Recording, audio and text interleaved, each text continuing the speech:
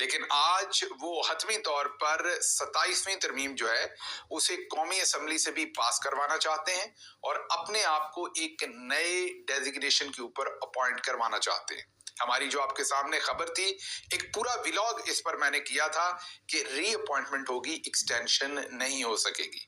अब आपको वही सब कुछ होता हुआ नजर आ रहा है। ये इनकी रीअपॉइंटमेंट होने जा रही है, मतलब कि एक नए ओहदे पर नई अपॉइंटमेंट होने जा रही है जो वो 5 साल के लिए करवा रहे हैं। ये भी आपको बार बार बताया था कि वो 5 साल चाहते हैं किसी भी कीमत पर, अब से आगे और फिर उससे आगे और फिर उससे आगे, मतलब जब तक वो मर नहीं जाते वो इसी ओहदे के साथ चिमटे रहना चाहते हैं, इस्तिस्ना के साथ। तो बहरहाल आज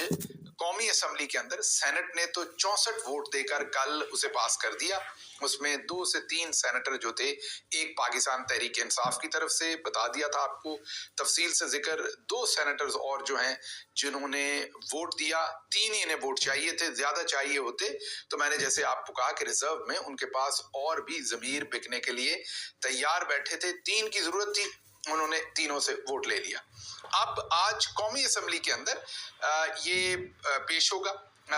जो 27वीं तरमीम का मसवदा जो सेनेट से पास हुआ है वो कौमी असम्बली के अंदर पेश होगा और कौमी असम्बली में भी इसको तकरीबन फौरी तौर पर ही पास कर दिया जाएगा, क्योंकि वहां पर तो वोटों का मसला ही नहीं है जो अब सूरत हाल नजर आ रही है उसमें। लेकिन वहां भी कुछ पर्दानशी चिलमन से बाहर आएंगे और पता चलेगा आपको कि कौन कौन वोट कर रहा है और किस किस को रिजर्व के ऊपर वहां भी रखा हुआ है, अगर जरूरत पड़ी तो वहां भी वोट लेने के लिए। लेकिन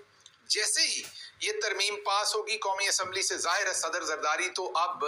कलम जो है वो बिल्कुल हाथ में पकड़ कर बैठे हुए हैं इस पर साइन करने के लिए, क्योंकि आखिरी लम्हात में जो इतलात हैं वो यही हैं कि सदर जरदारी को भी अब इस्तिस्ना मिल गया है। जी हाँ, सदर जरदारी को, जो आसिफ अली जरदारी को अपने अरबों रुपए के मनी लॉन्ड्रिंग के केसेस माफ करवाने में वो कामयाब हो गए हैं, सदर को भी जिंदगी भर का इस्तिस्ना मिल गया है। सिर्फ सदारत छोड़ने के बाद अगर वो कोई पब्लिक ऑफिस होल्ड करेंगे तो जितनी देर पब्लिक ऑफिस होल्ड करेंगे उतनी देर इस्तिस्ना नहीं रहेगा। जैसे ही वो पब्लिक ऑफिस खत्म होगा तो इस्तिस्ना फिर बहाल हो जाएगा। मतलब अब जब सदर जरदारी साहब के पिछला सब कुछ गुनाह तो माफ हो गया, अभी उनको कोई वैसे ही हाथ नहीं लगा सकता, अब उनका इस्तिस्ना चल पड़ा है। जब उनकी सदर की मुद्दत खत्म होगी तो उनका इस्तिस्ना जो है वो जारी और सारी रहेगा जब तक वो जिंदा है। लेकिन दरमियान में अगर वो कभी एमएनए बनते हैं या कोई पब्लिक ऑफिस लेते हैं तो वो इस्तिस्ना जो है वो उतने अरसे के लिए, फॉर एग्जांपल दरमियान में वो 3 साल के लिए एमएनए बन जाते हैं या 1 साल के लिए, तो वो 1 साल के लिए वो इस्तिस्ना खत्म हो जाएगा। जैसे ही एमएनए